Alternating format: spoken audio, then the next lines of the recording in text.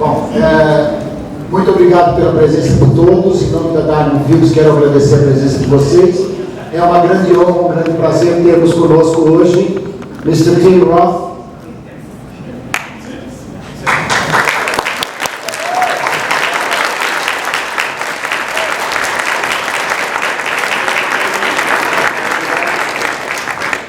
Mr. Quentin Tarantino.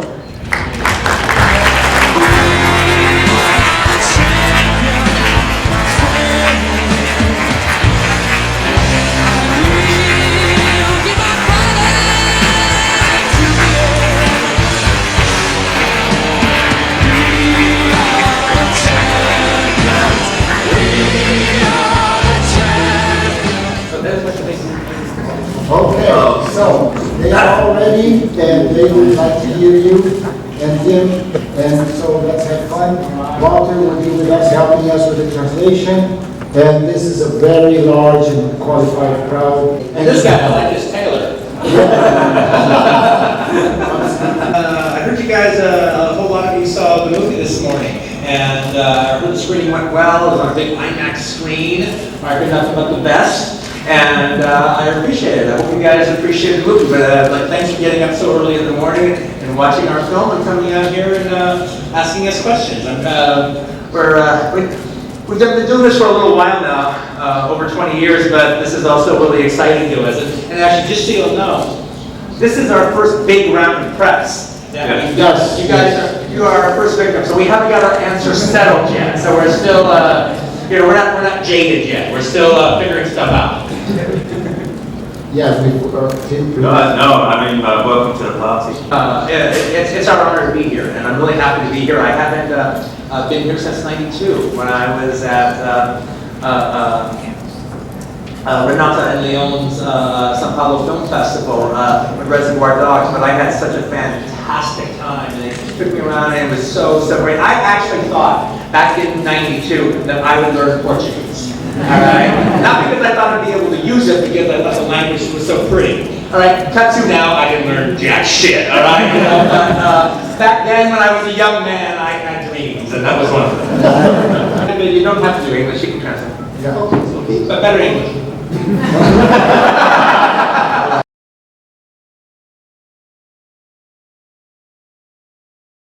Yeah, it's interesting because I never worked with an original composer before. I mean, Robert Rodriguez did a little bit of original music for Kill Bill Volume 2, but this is the first time I've actually didn't take a bunch of scores from other movies and plugged them in. I actually had a composer do a score that pretty much created a mood that we carried through the film from beginning to end.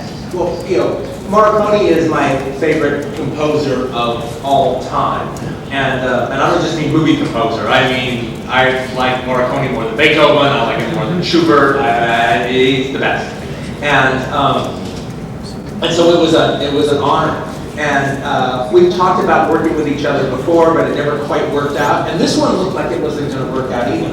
And I went to meet him in Rome, and he didn't think he was going to be available to do it. But he mentioned that when he read the script, we had an Italian translation. When he read the script, that he had an idea for a theme.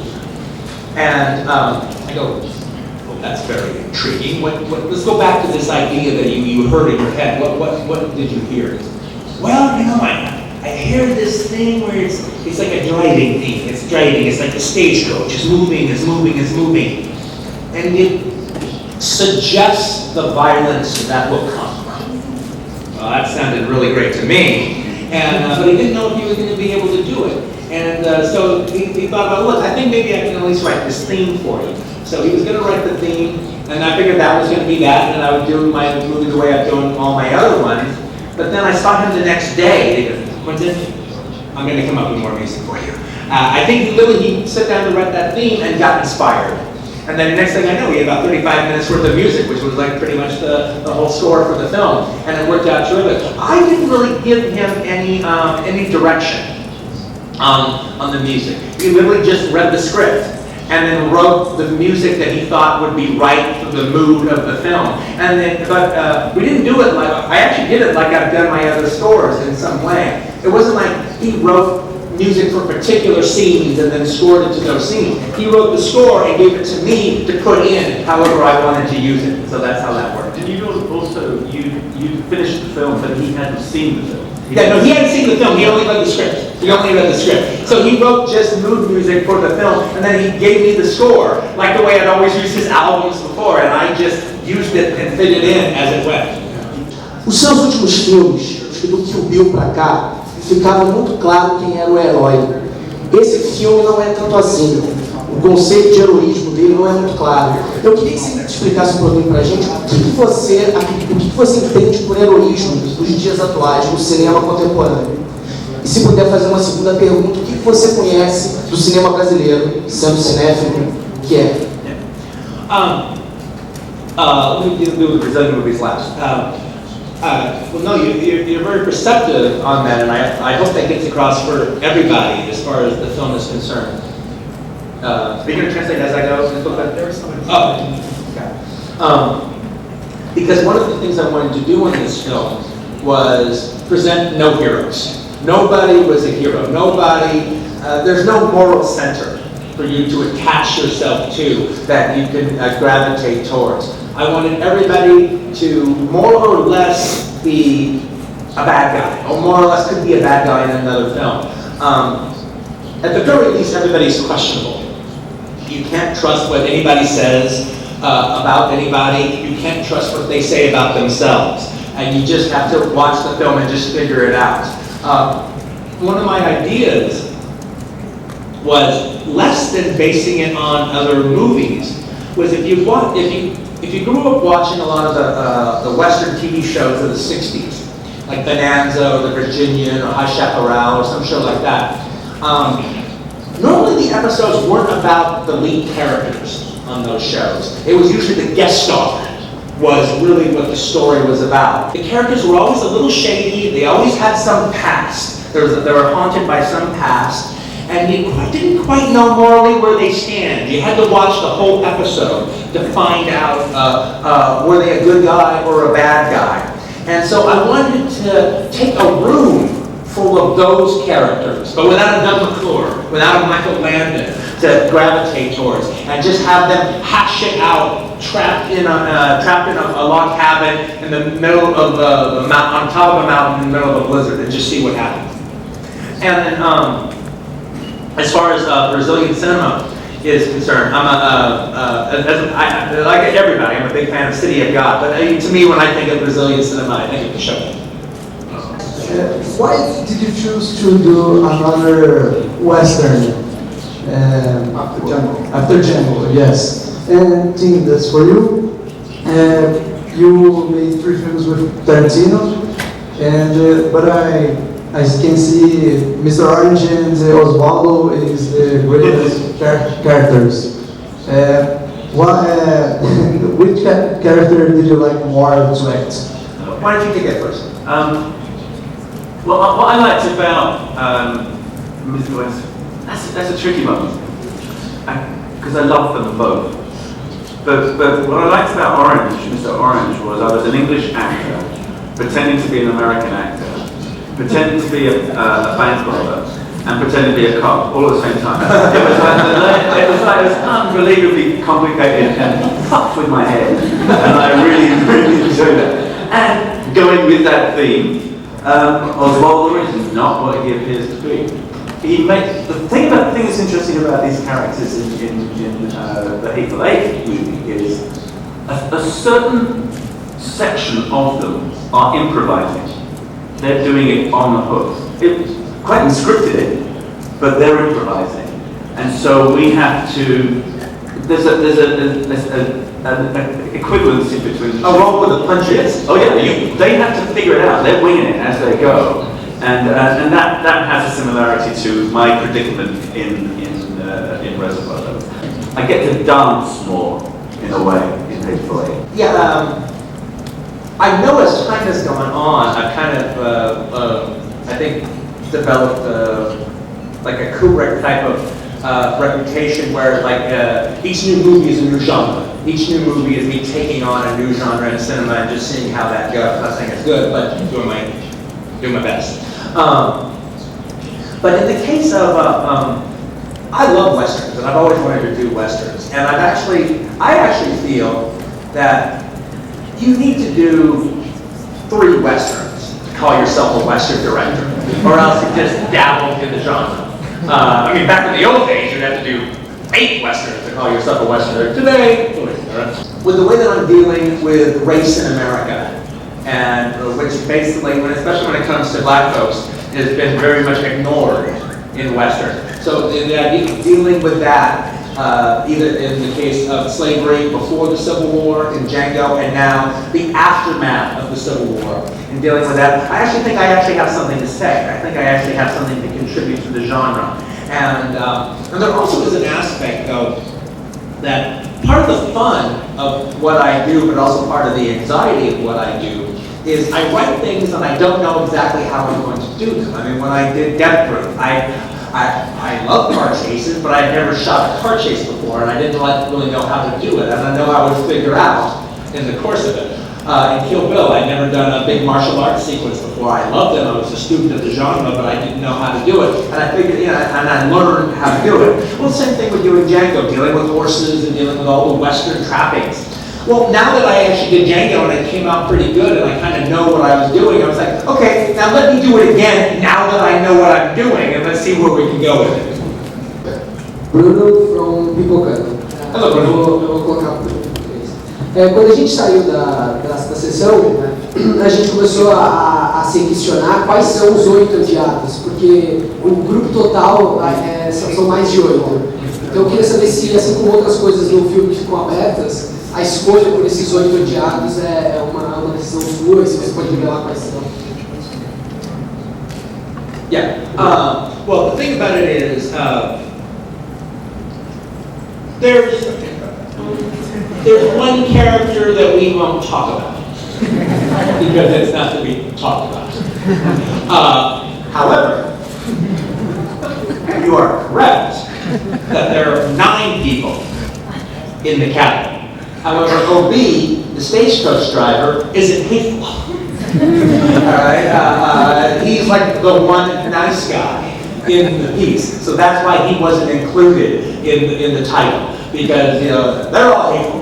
He was actually the nice guy, so that's why he's not included in the title. He was just working, right?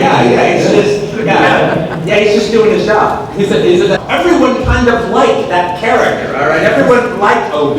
He was a really good stagecoach driver.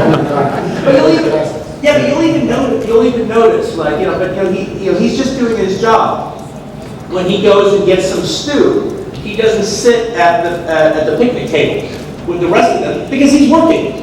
It's not his, those are passengers. He's not supposed to sit with them. He's supposed to eat his food at another table because he's on the job. Eu me chamo Emílio Faustino, sou do site A Capa, vou falar em português mesmo para poupar vocês no inglês. No worries. No problem. A minha primeira pergunta é pro Tim Roth. Eu gostaria de saber se da primeira vez que você gravou com o Quentin para a segunda vez que foi agora, se você notou alguma diferença na direção dele, se houve alguma mudança, algum amadurecimento, não sei. E quais são os principais traços que você nota do Tarantino na hora de dirigir, se isso tem alguma diferença. E do Tarantino, como o site da Capa é voltado para o público LGBT, eu tenho que fazer uma pergunta que eu sempre quis fazer, toda vez que eu vejo seus filmes eu tenho vontade de fazer isso. Você já fez um filme onde uma mulher se vinga dos homens, você já fez um filme onde um negro se vinga de racistas, você já fez um filme onde um judeu se vinga dos nazistas. Você já pensou em fazer um filme onde um gay se vinga de homofóbicos? É meu sonho, por favor.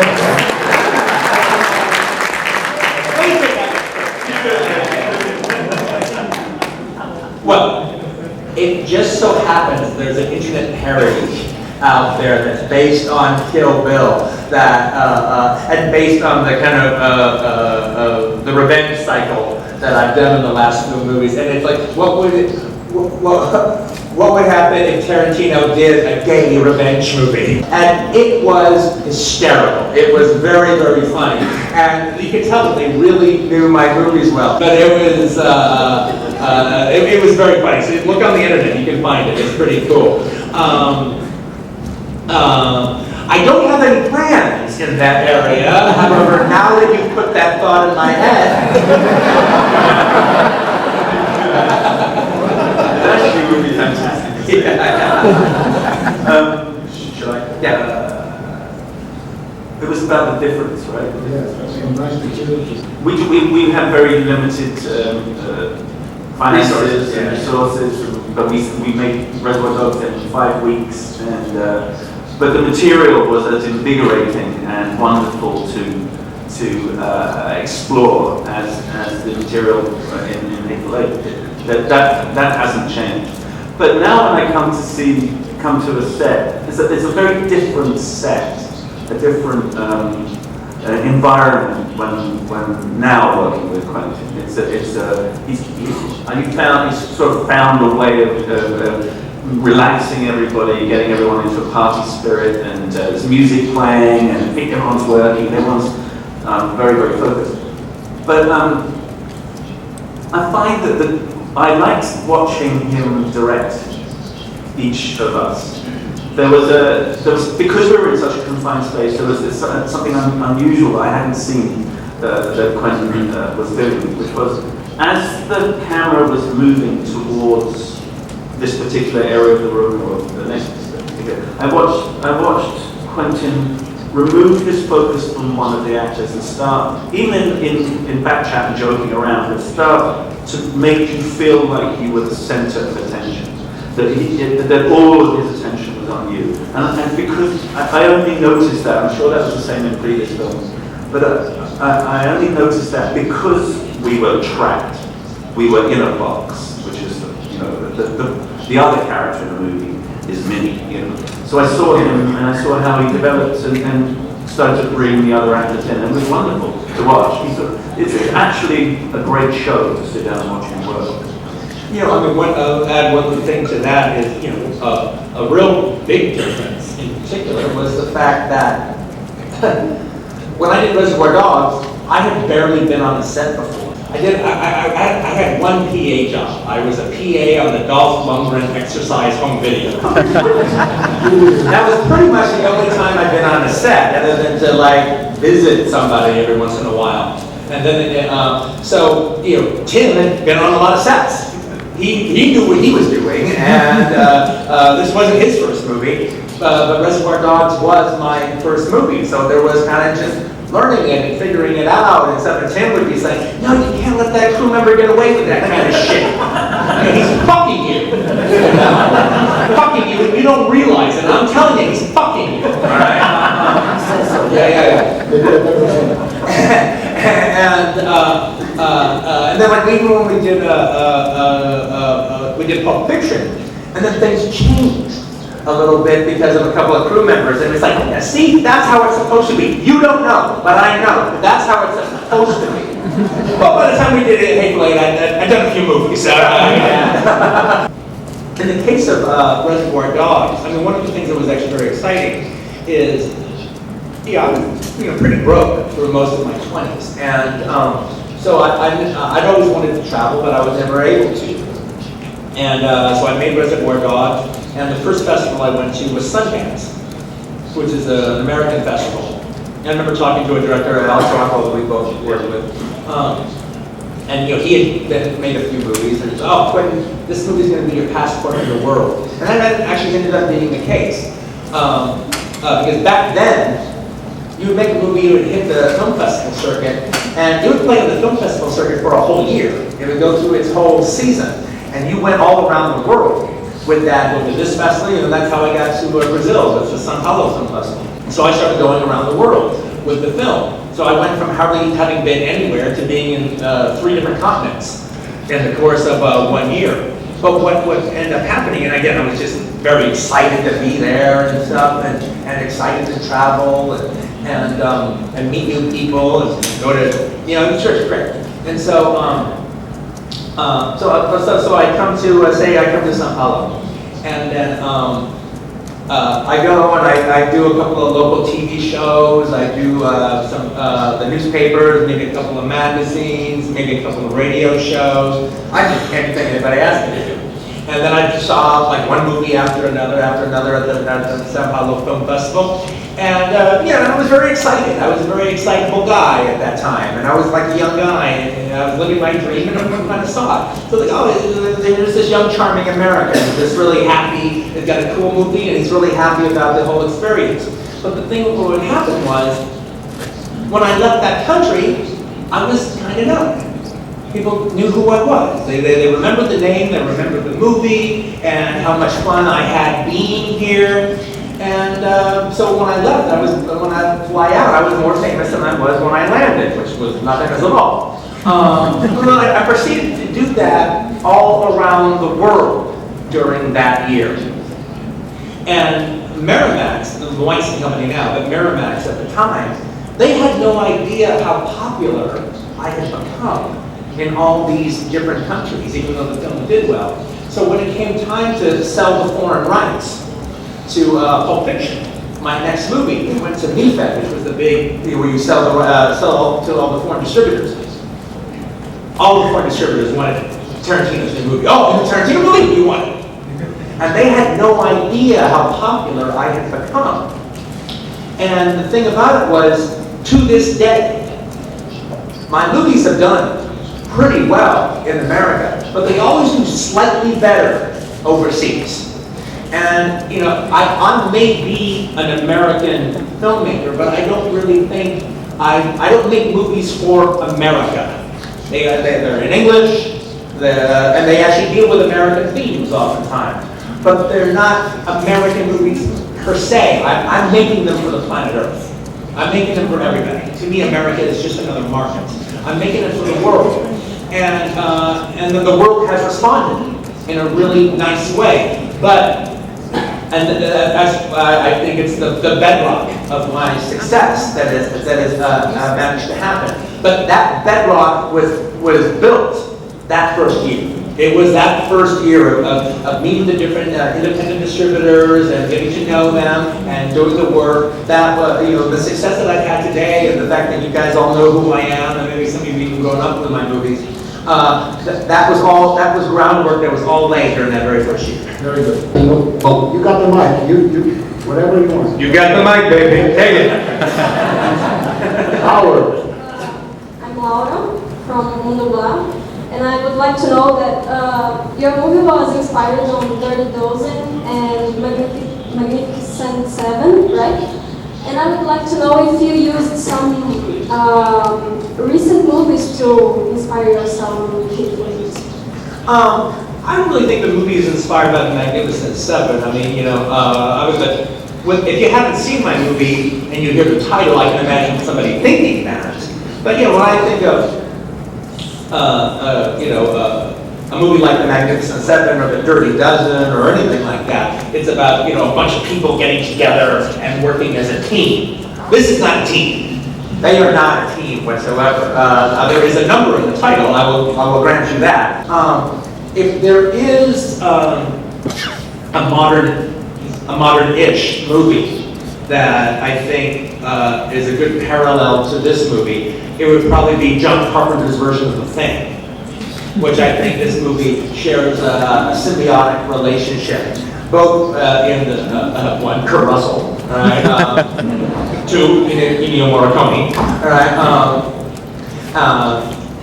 Three, me being a John Carpenter impersonator, right? But also, but just even the plot itself of they're in a snowy wasteland and they're trapped into a situation where nobody can really trust anybody else, but they can't get away because they're trapped in this situation. And the whole idea of it was, in both movies, is that the paranoia should kind of be bouncing around the walls of the shelter so much that it has nowhere else to go but out into the fourth wall of the audience. Todo mundo notou que Os Odiados é um filme que parece muito com o Cão de Aluguel, de uma certa forma é um filme mais cru. E se isso mostra um amadurecimento dele como diretor, quer dizer, se ele acha que isso é um amadurecimento dele como diretor, e para o Tim, que é um ator que particularmente eu amo, como é voltar a trabalhar com Tarantino e se a gente pode esperar mais parcerias dos dois no futuro. I'll start with mine first. Since Kill Bill, since the Kill Bill movies, there has been a move in my script writing, in my writing, a move more towards the literary. More about the scripts have become more literary, the dialogue is become a little bit more theatrical, a little bit more poetic. I think it always was, but now it's more almost the point of what I'm trying to do. I could do Hateful Eight on stage, and it would be, I think, a very good play, and I might very well do it on stage. We talked about that a bit. I think there is definitely been a move more to the literary and the theatrical, especially as far as the dialogue is concerned. And there is, good or bad, I am more precious about my words than I was in the days of Reservoir Dogs. I'll answer Tim's Tim question. You can chime in. I hope so. I really, really hope so. I never really know what I'm going to do next when I'm at this stage, and I wouldn't cast Tim just to cast Tim, as tempting as that would be. It has to be the right character. That's why when we work together, it's so special, because it is like it's the right combination of the character and actor. Having said that, in the case of Hateful Eight, I wanted to work with Tim, so I wrote a character for him. And I could definitely see myself doing that in the future. Beautiful. Okay, we come back to this area here. Você, por favor. Boa tarde, então, meu nome é Roberto Coelho, eu sou do Observatório do Cinema.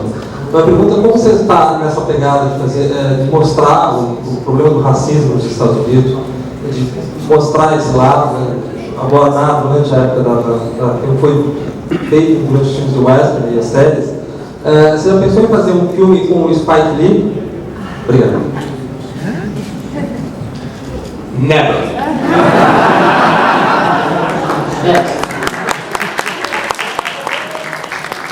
Quero dizer que one thing. Especially if I have 2 movies left, I can waste one with fucking Spike fucking Lee.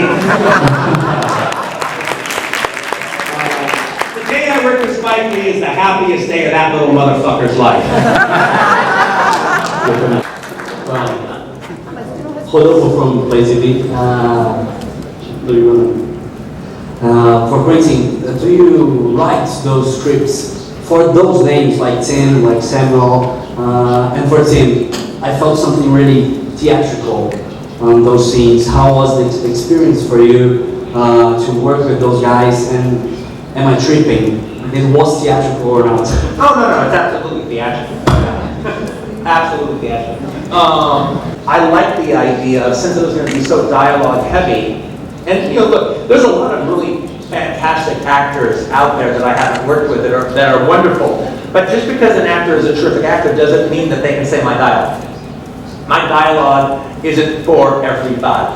You need to have the kind of voice, you need to have the kind of mouth, and also in particular the sense of humor to pull it off. So there was an aspect of trying to cast actors that I had worked with before, that would be fun to work with again, mix them up, and then know that they would really be able to let it rip when it came to my dialogue. I called them the Tarantino superstars. Eu quero fazer 2 perguntas para o Quentin. Sobre a escalação da Jennifer Jason Leigh, a gente foi uma grande responsabilidade porque ela é a única personagem feminina dentro daquele núcleo masculino, né, durante a passagem presente do filme. Eu também quero saber sobre esse processo de digitalização do cinema, se filmado em 70mm foi a escolha mais complicada para essa produção. E sobre para o Tim Roth, você falou sobre um processo de trabalhar com o Quentin, né, durante todos esses filmes, e você dirigiu Warzone. Eu quero saber se há algum projeto, se você tem interesse em voltar a dirigir algum dia. Do you want me to get rid of that? Yeah, I want to direct him, very much so. And one thing I'm working with him, and just to add to what you were just talking about, that there is a musical quality to his dialogue, which is very specific to Quentin's films, in general. But and all of us as actors had to be able to handle that. You have to really flow through this kind of dialogue. It's very specific kind of writing. It's very unusual, as you used to Quentin. But you have to be able to handle it, and you have to be able to handle it well. I think you said once, you learn your lines because I want to get beyond your initial take. I want to find that take that is super special. And we did find them, I think, time and time again. Well, it was wonderful.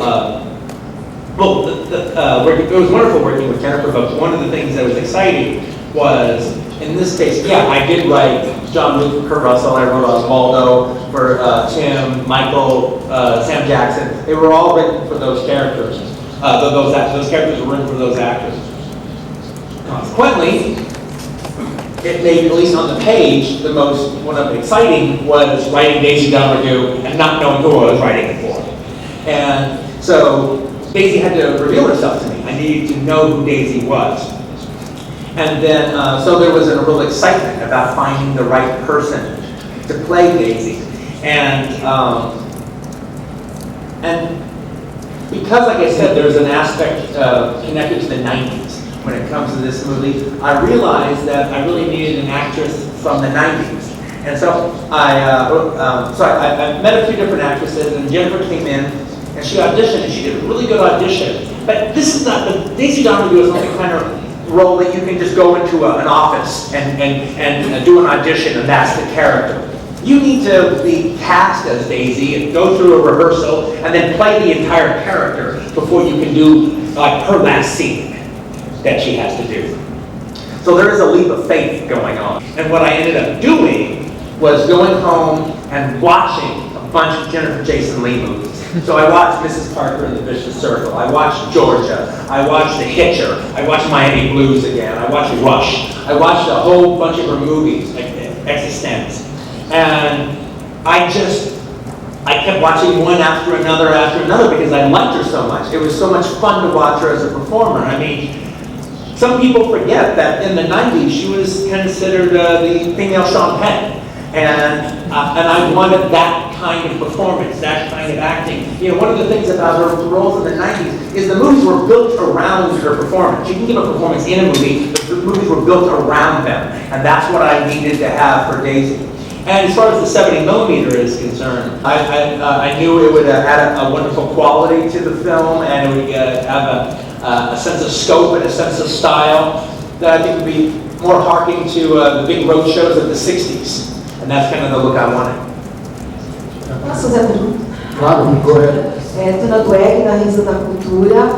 Eu queria saber do Quentin. Primeiro, queria falar parabéns para o Tim Roth, um filme que ele acabou de fazer chamado Chronic, que passou aqui na Mostra de Cinema, que é maravilhoso. Quentin, eu queria que você falasse um pouco da presença do sangue nos seus filmes, porque ao mesmo tempo que mostra a fragilidade humana, é também quase que um elemento de humor. Eu gostaria que você falasse um pouco da presença do sangue em todos os seus filmes, como uma marca registrada. Obrigada. Yeah, it's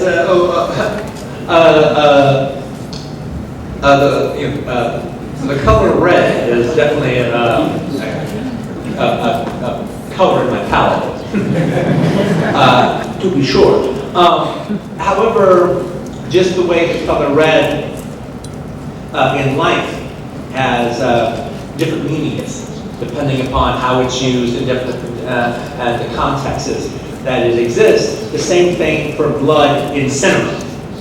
I mean, blood in real life, it's not so pretty. It's very scary. You know, even if you cut your hand in one of those weird areas where it bleeds profusely, you're not in any danger, it scares you because of the amount of blood and the way it appears on your flesh. However, in movies, it's not real blood. It's corn syrup. You know, it's raspberry pancake syrup. It actually tastes good. So we're talking about make-believe. We're talking about fantasy and fun. And so you can literally use it as paint. To me, it's like paint. But sometimes the paint is made to be horrific. Sometimes it's meant to be pretty. Sometimes it's meant to be visually arresting. and sometimes it's meant to be funny. It actually is a joke, a gag. Like for instance, when Jennifer's character is yelling at Sam after he throws the key away, and then he shoots a dead body just to splash her in the face with the blood to say, "Shut up." I think that's really funny.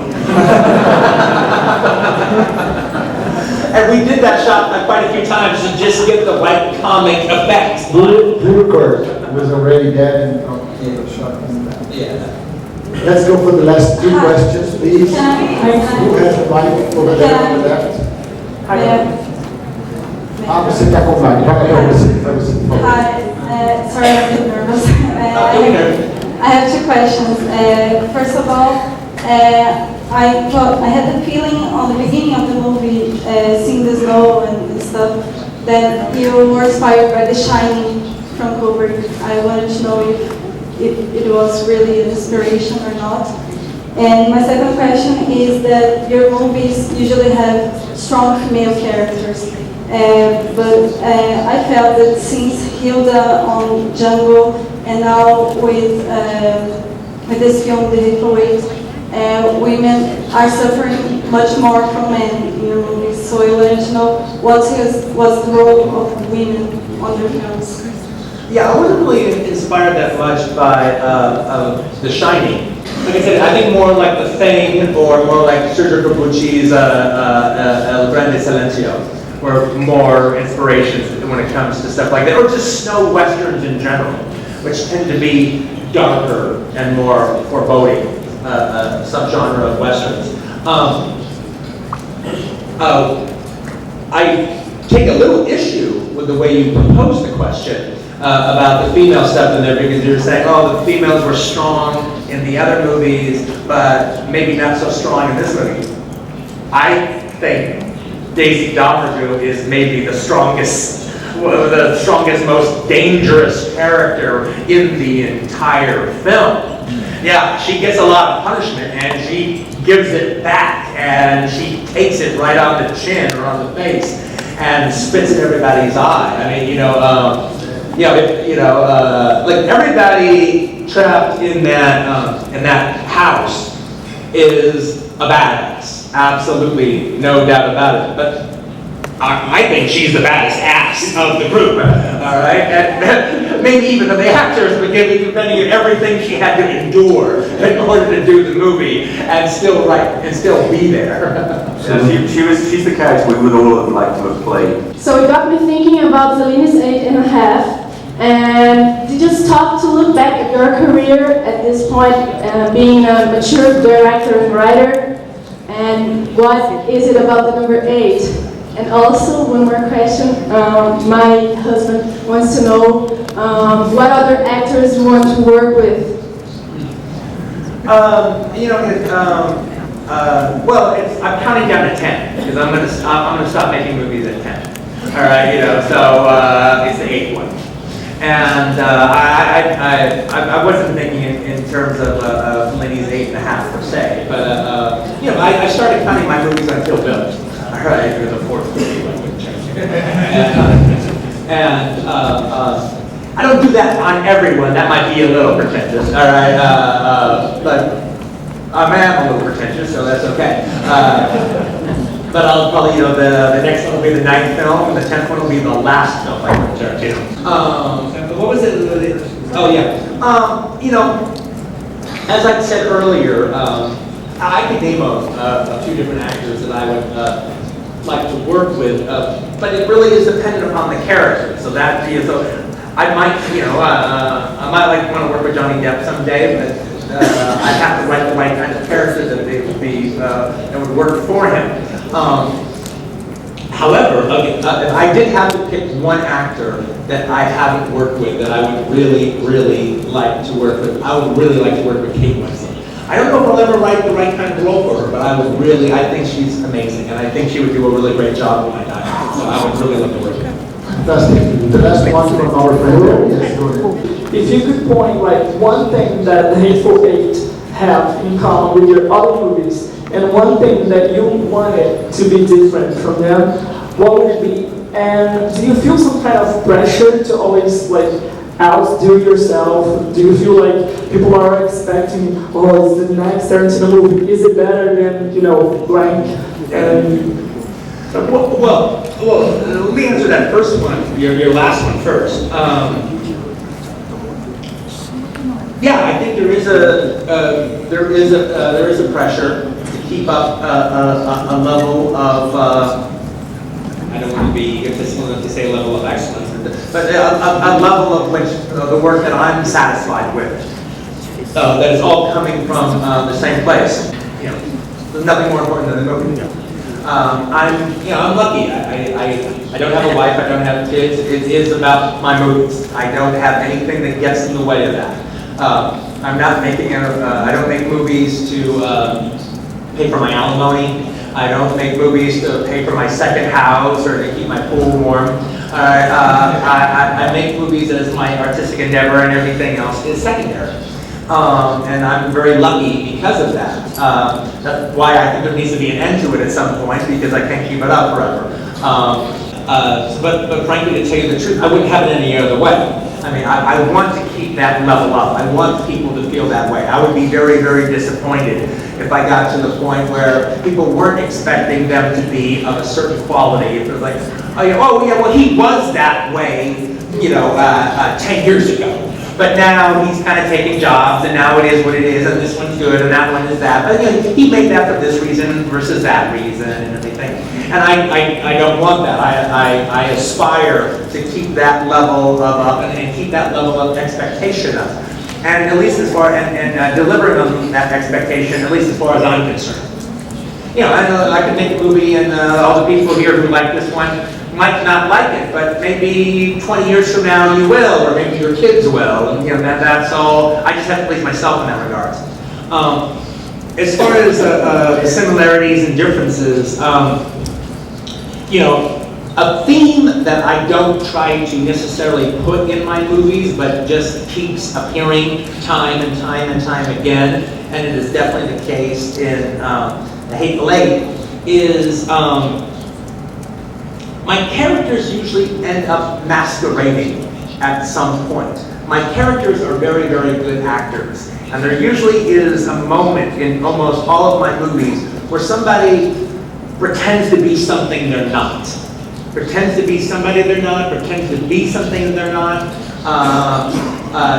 sells a lie, sells a falsehood, and is performing to some degree or another. In the case of Reservoir Dogs, it's so clear on the case of Tim's character that you even see him get acting lessons of how to pull that off. And you even see him memorizing lines and auditioning them for his undercover cop superior to pull it off. And then you actually see the performance. And then you actually see the effects that he's trying to achieve in the performance by actually playing out his lie, dramatizing it in that bathroom scene.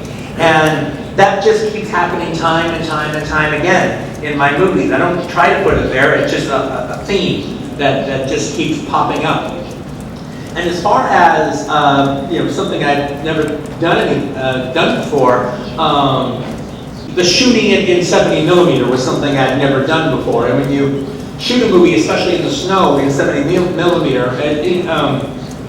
it becomes an overriding thing. We thought about it every day. It became one of the masters of the ship. It was what we were doing, and part of the reason we were doing it. And while I've had good shots in my movies before, none of them had ever been meant to be as visually beautiful or as visually striking as this one is. I've never gone out of my way to shoot weather, and that was an important aspect to the film. Thank you very much.